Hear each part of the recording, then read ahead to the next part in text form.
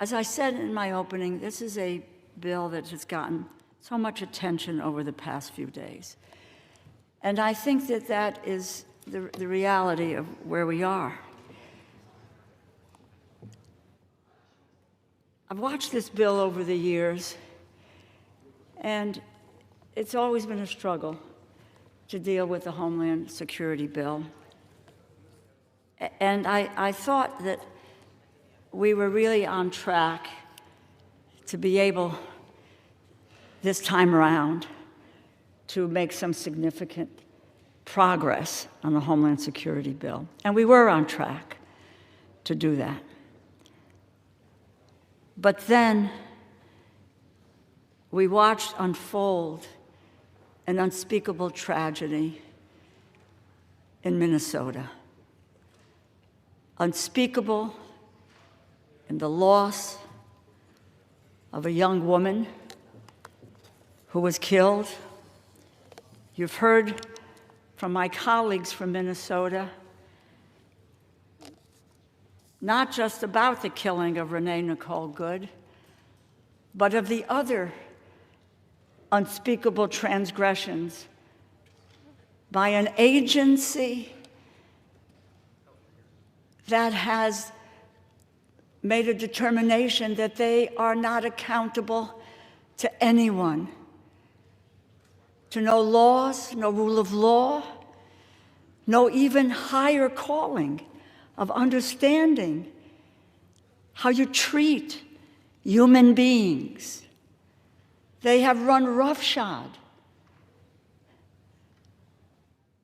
over United States citizens.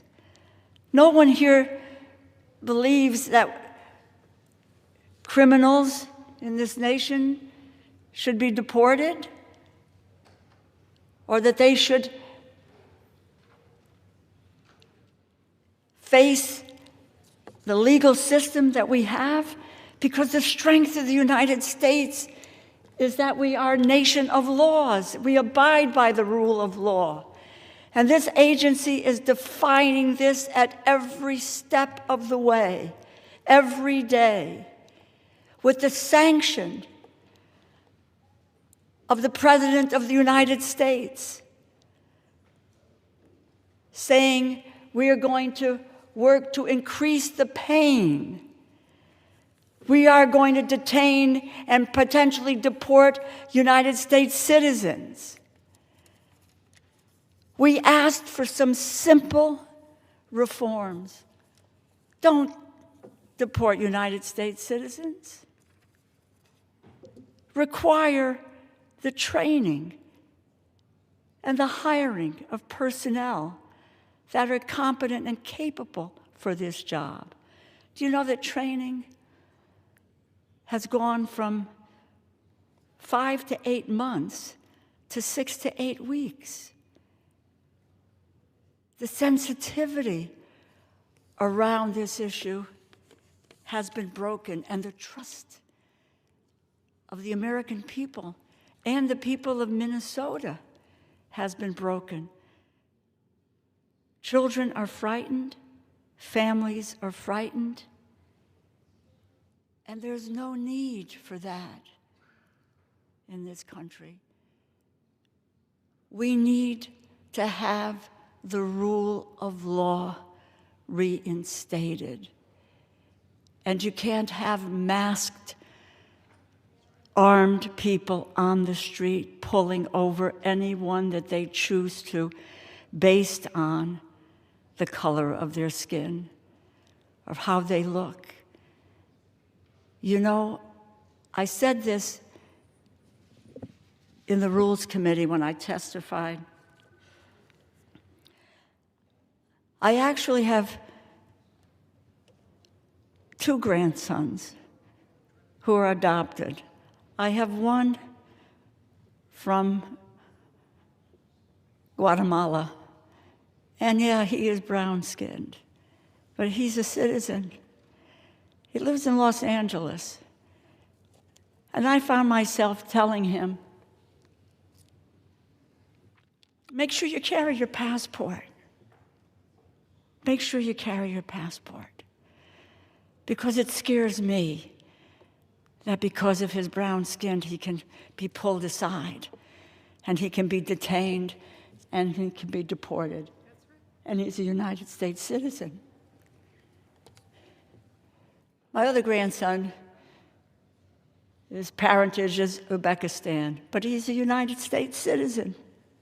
He's a youngster. And he could be snatched up and separated from us. It's the United States of America. We've watched, and we focus on Iran. We watched the Savak in Iran take people off the street, detain them, kill them, never heard from them again. We're not going down that road. We cannot go down that road. The Congress cannot take us down that road. I was hopeful, as a ranking member of Appropriations, and my colleague and the chair knows this, to get what we need to get done. And we were on a road. We were on a good track.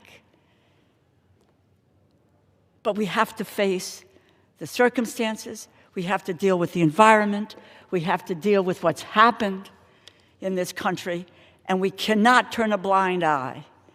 We cannot say, let's overlook it. Because if we overlook it, it will not get better. It is our responsibility now to make it better so that we can turn this around, make this agency work.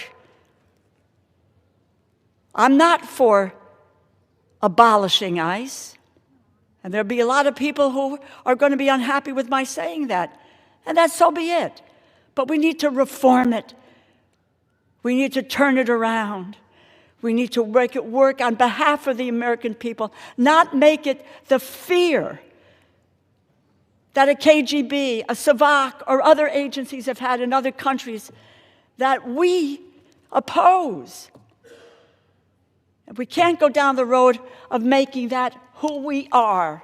It is our responsibility. It is our responsibility. I've said to my colleagues, I say it over and over again, make the decision based on where your heart is and what you believe in. This is a moment and a vote that says you have to determine what you believe is the right thing to do. And that's the basis on which to do. I've made that decision. And the right thing for me to do is to vote no on this bill. I yield back.